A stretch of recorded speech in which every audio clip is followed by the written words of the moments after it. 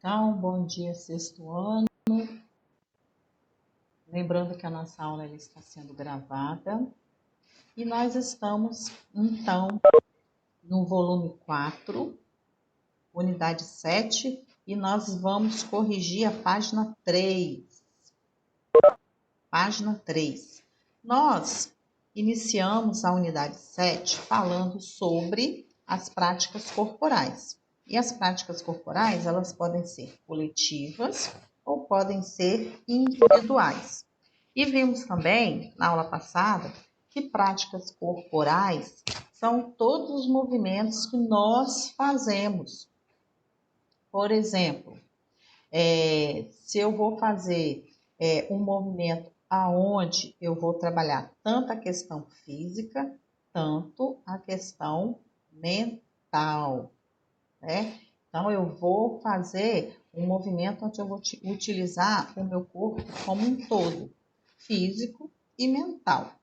Essa prática corporal, ela pode ser através de jogos, brincadeiras, atividades esportivas, né, pré-esportivas, os esportes, e tem também as práticas corporais que a gente chama de alternativas, aonde também nós vimos que elas geralmente trabalham mais a questão da respiração, porque são aquelas alternativas onde a gente vai encontrar muitas delas na parte do Oriente, que são aqueles tipos, a yoga, o Tai Chi Chuan, que nós falamos, porque eles trabalham mais precisamente, vamos dizer assim, o foco deles é a questão da respiração e dos movimentos. Geralmente essas atividades elas são feitas silenciosamente, elas vão trabalhar o equilíbrio do corpo e da mente, vão focar a parte da concentração, e nesse momento que a gente está vivendo assim, momento de quarentena, pandemia, tem muitas pessoas mesmo usando dessas técnicas, sejam também através da tecnologia, que mais para frente a gente vai ver, para praticar essas técnicas e dar uma melhorada aí na qualidade de vida. Então, essas práticas, elas trazem o quê? Uma melhor qualidade de vida, e trazendo uma melhor qualidade de vida, elas fazem bem também para a saúde. Aí, nossa atividade que ficou para casa foram as 3 questões da página 3 e também uma questão no caderno. A questão do caderno, vamos ver se vocês vão identificar. A gente vai começar como prática corporal, vendo aí a questão dos jogos, que são citados também como os jogos eletrônicos, que muitos de vocês já fazem uso dele, já vivenciam, vamos dizer assim, essa prática. Então, tem assim, a primeira pergunta: você costuma entreter-se com jogos eletrônicos? Alguém aí joga, gente? Algum tipo de jogo eletrônico? Pedro está falando que sim, Isabela que sim, o Manuel também. Então, a grande maioria aqui, eles participam, conhecem ou jogam aí a questão dos jogos eletrônicos, né?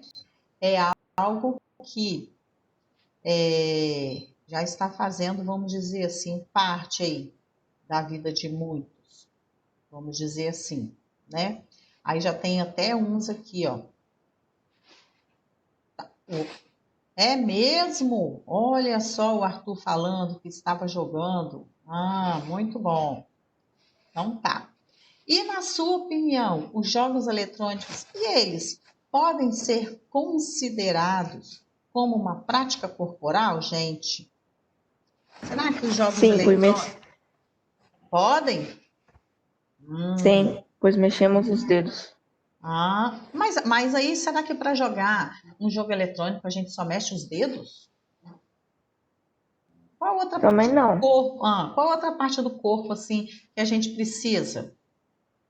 Os nervos, Assim, mas tia, às vezes a gente fica com raiva, aí a gente começa a se bater, entendeu? Aí a gente exercita também. não, mas aí não é esse tipo de exercício que a gente vai falar. A gente vai falar que nos jogos eletrônicos a gente não está vendo que as práticas corporais elas trabalham com o corpo e a mente? O exercício mental aqui, ó. Você precisa prestar atenção, não precisa? Então, nesses jogos, você também vai trabalhar a questão da concentração. Imagina se você está jogando, participando aí de um jogo e você fica todo distraído na hora do jogo. Você vai ganhar o jogo? Você não vai ganhar o jogo. Então, você precisa de fazer o quê? Você precisa centrar, você precisa focar naquilo que você está fazendo. Porque senão não vai adiantar você participar. E na aula passada nós vimos que os jogos eletrônicos, eles entram também como prática corporal. Na imagem aqui, tem os jogos eletrônicos que os meninos até falaram aí, que mexem a questão dos dedos e tudo mais. Mas tem alguns jogos eletrônicos que você pode fazer as atividades junto do jogo. Ou seja, que você pode se movimentar junto do jogo. Tem até jogos, você pode dançar, que tem a questão dos ritmos, são também jogos, jogos eletrônicos. Você pode fazer a parte de ginástica, você tem as modalidades que você. No Kinect, isso mesmo. Você pode fazer parte das modalidades, você pode fazer campeonatos e casa, e são os jogos eletrônicos. Então, tem uma grande variedade de jogos eletrônicos, né? Que você pode aí estar vivenciando. E agora vamos lá. Na terceira, você conhece alguma prática que pode ser realizada de forma individual e de forma coletiva?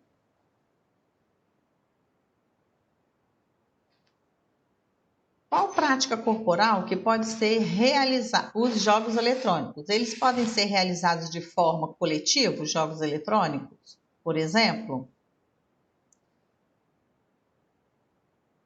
Dá para realizar, gente, os jogos eletrônicos de forma coletiva? Vocês jogam em grupo os jogos eletrônicos? Sim, tia, tem jogos online e também tem jogos offline. Jogos offline você joga sozinho. Jogos online você pode jogar com outra pessoa. Beleza. E tirando aí as práticas corporais eletrônicas, eu desbloqueei, gente. Vê se eu desbloqueei aí a reunião. Tirando as práticas corporais, tem a corrida, que a Rebeca está lembrando. Qual outra prática corporal que a gente pode fazer? Coletiva. A corrida vai o futebol, mais o quê? O basquete. No caderno, e a Rebeca colocou como. Júlia, muito bem. A queimada, o Gustavo falando do vôlei. Quem foi que falou da corrida aqui? Deixa eu ver aqui. A corrida, lembrando que ela é individual. A Rebeca que falou da corrida. A corrida, ela é individual. O tênis, né? Porém, tem práticas que elas podem ser tanto individuais quanto coletivas. Por exemplo, o tênis pode ser individual ou pode ser coletivo. A natação, como o Davi está falando aqui também, pode ser individual ou coletivo. Isso mesmo, coletivo é quando é em grupo ou em dupla. Pode ser individual ou pode ser coletiva também. E tinha uma terceira questão aqui. Natação também pode ser individual ou coletiva. Tinha uma quarta questão que eu pedi para vocês descreverem no caderno, assim, citar 3 esportes coletivos e 3 esportes individuais. Quando nós falamos na prática corporal, a gente está englobando todas as atividades, sejam as brincadeiras, como entraram aí a parte da queimada, e sejam os jogos, sejam os esportes. Quando eu falo somente em esporte, é isso daí que a gente tem que dar aquela diferenciada aí, né? Quando eu falo somente em esporte, são aqueles jogos em que as regras são fixas, as regras são oficiais e o objetivo final é vencer, ou seja, competir. Então, vocês vão citar aí para mim quais 3 esportes que são considerados, o que você colocou aí, são coletivos, dentro dessa definição que eu acabei de falar agora. Então, o Pedro está falando aqui, ó, a natação, o arremesso de peso. A natação ela pode ser individual ou coletivo, o arremesso de peso individual. Isso que ele está colocando como individuais. E colocou o basquete, o futebol e a bocha como coletivos. Isso mesmo. Tem mais alguém, gente, para dar outro exemplo?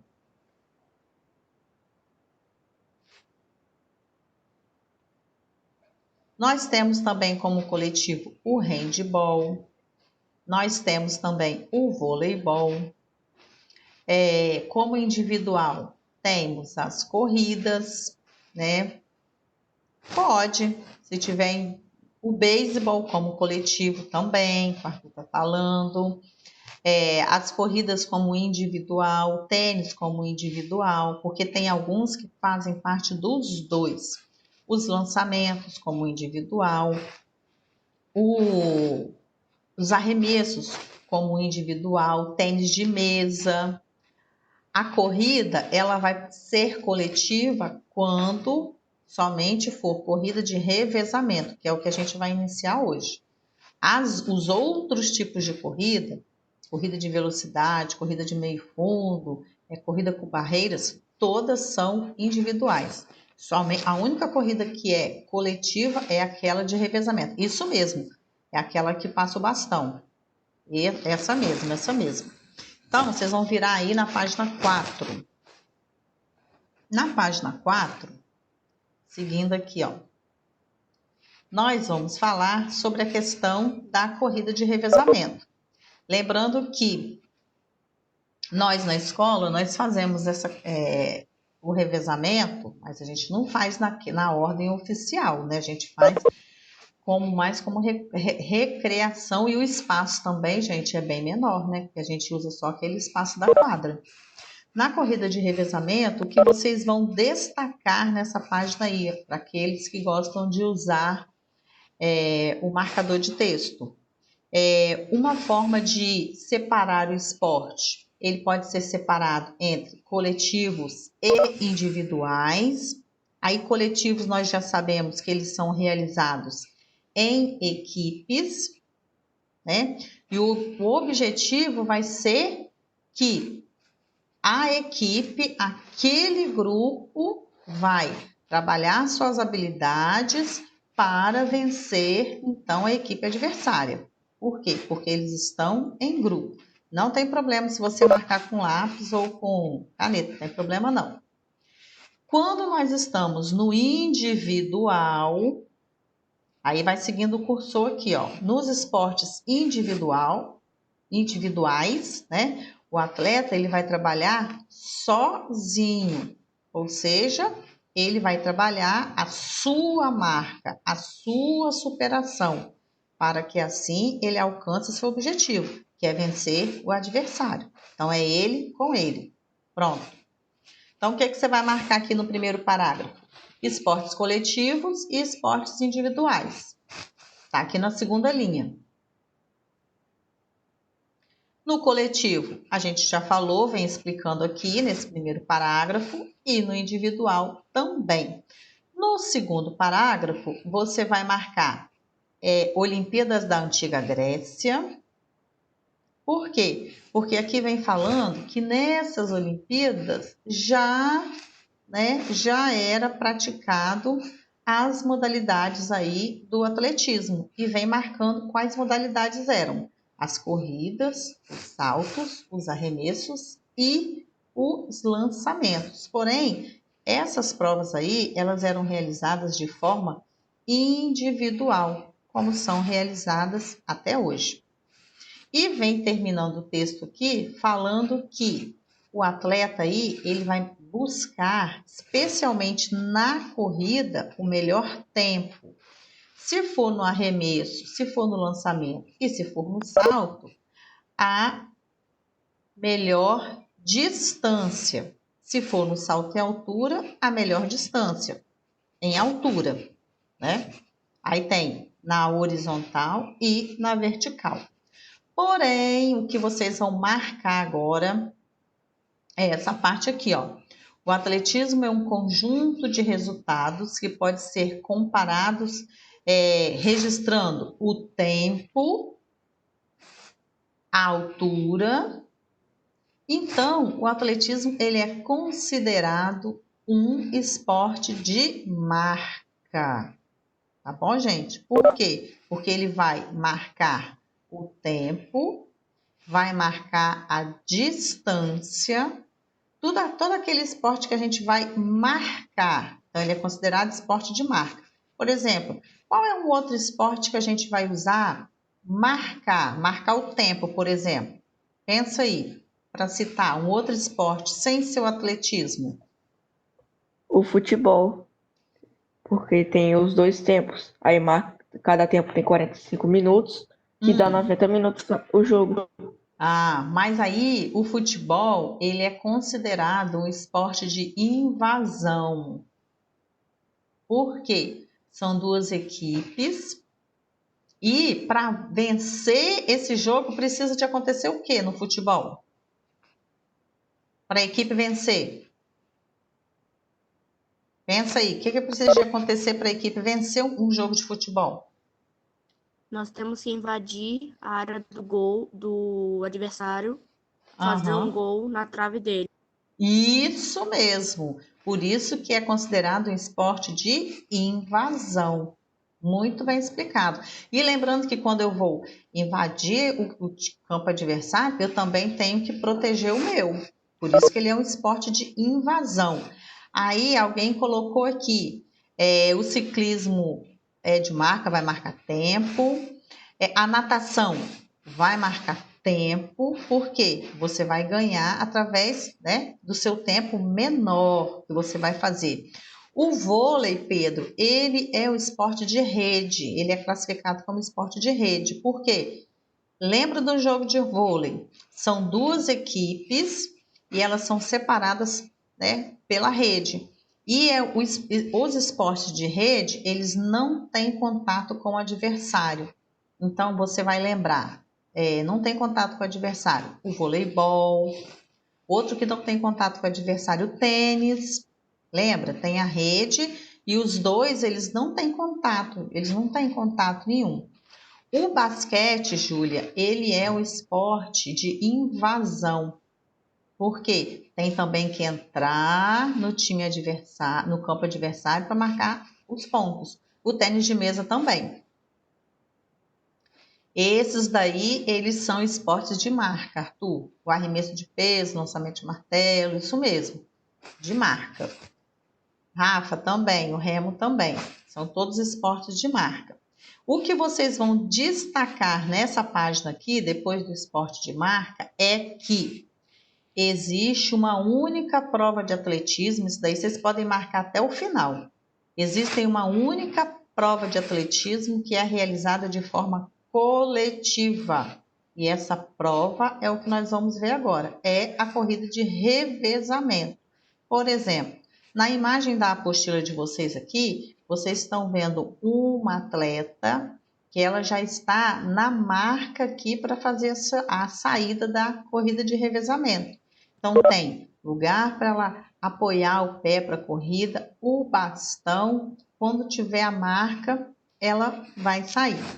Na corrida de revezamento, o que a gente tem que saber? Por exemplo, da onde surgiu a corrida de revezamento? Ela surgiu lá na Grécia Antiga, então ela é muito, muito antiga mesmo.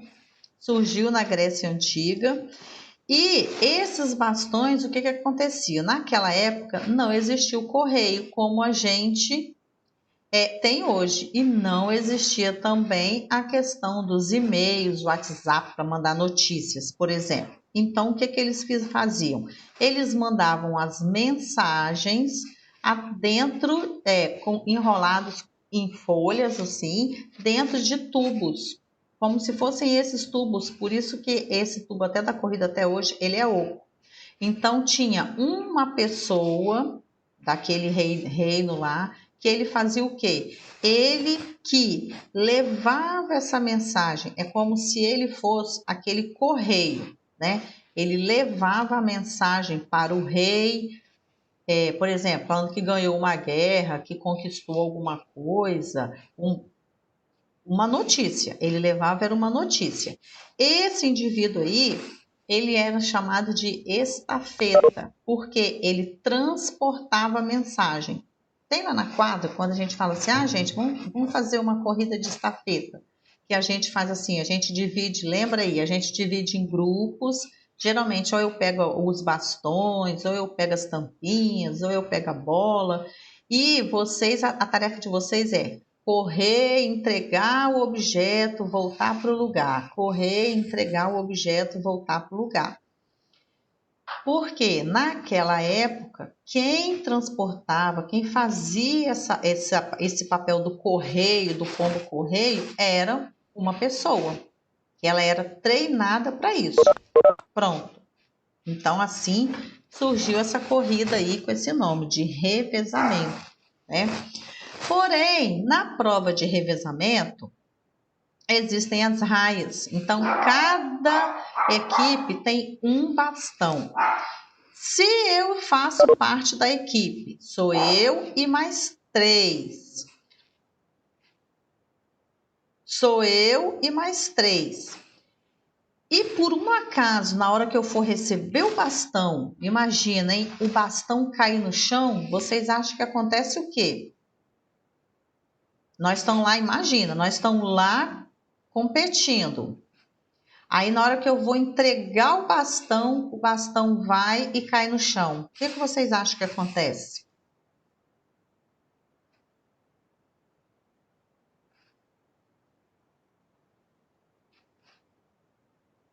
Caiu no chão o bastão?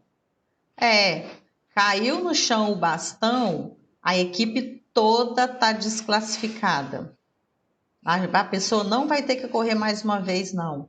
A equipe todinha, ela está desclassificada. Você não pode pegar o bastão e continuar correndo. Caiu, perdeu, já era. Por isso que tem que ter, assim, a maior atenção. Já pensou? Eles devem ficar muito irados com quem acontecer isso, né? Apesar de que eles treinam muito. Na passagem do bastão, tem um espaço que mais para frente a gente vai ver aonde é realizado, como que é realizado, justamente para não acontecer isso.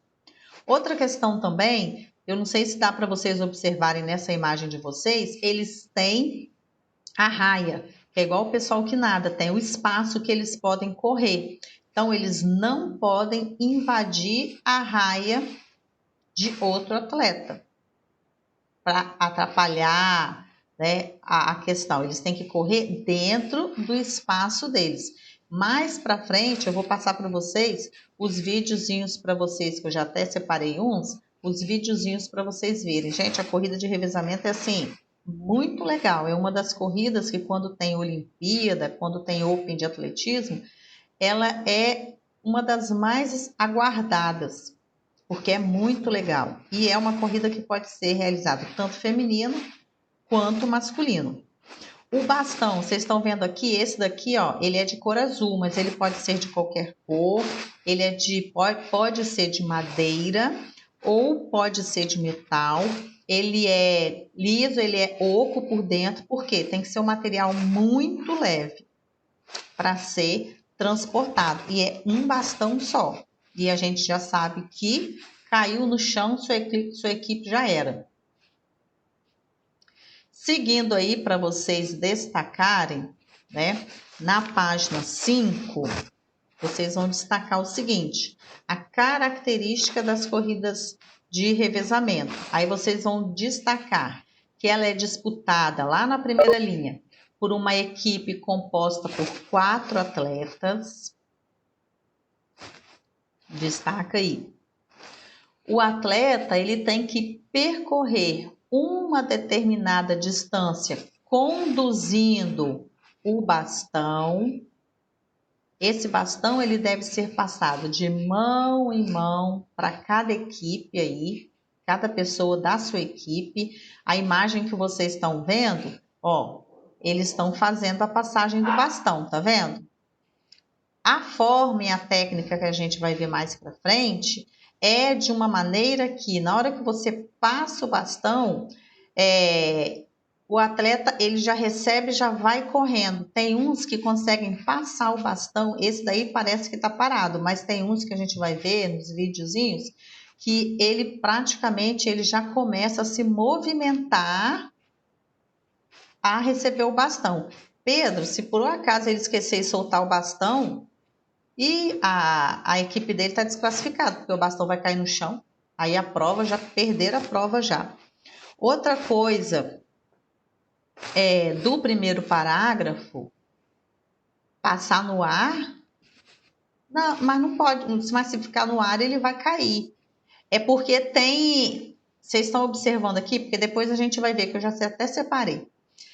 Ele entrega o bastão com uma mão e o outro recebe com outra mão, tá vendo? Ele entrega na parte de cima e o outro que vai receber vai na parte de baixo. Então, quando eles são assim bem treinados mesmo, não acontece, raramente acontece assim de cair no chão, especialmente agora que se cair tá fora. Antigamente ainda se caísse ainda você podia pegar, né?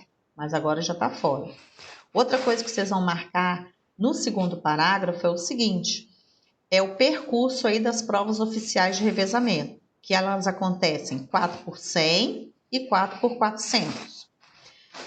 Vão marcar também que acontecem nas categorias tanto feminina quanto masculina. Quando a gente vê um revezamento 4x100 é porque a pista ela vai ter 400 metros e cada atleta vai correr 100 metros. Quando a gente vê 4x400, a pista tem 400 metros e cada atleta vai correr os 400 metros. Então, para a gente imaginar os 400 metros, imagina aí um campo de futebol. Quando a gente vai a um campo que é oficial de futebol, ao redor do campo sempre tem uma pista de atletismo. Então, é correr, dar uma volta completa nesse, como se fosse ao redor desse campo de futebol aí. Aí dá os 400 metros. E eles têm aí um outro lugar para estar entregando o bastão, que a gente vai ver mais para frente. Lá no IFES tem mesmo, isso mesmo. Isso mesmo. Quando é 4x100, é distribuído dentro daquele espaço ali da corrida. Quando é 4x400, eles já ficam mais para o começo. As pernas, tem que ter, geralmente, gente, se a gente vai ver os corredores de velocidade aí, eles têm as pernas mais alongadas, né, que a gente fala assim.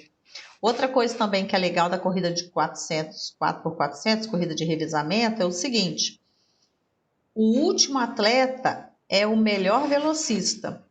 Ou seja, é aquele que é o mais rápido. Por quê? Se acontecer alguma coisa com os 3 primeiros atletas, usam isso, o Bolt, que é o feroz aí, o vento, né? O mais veloz de todos.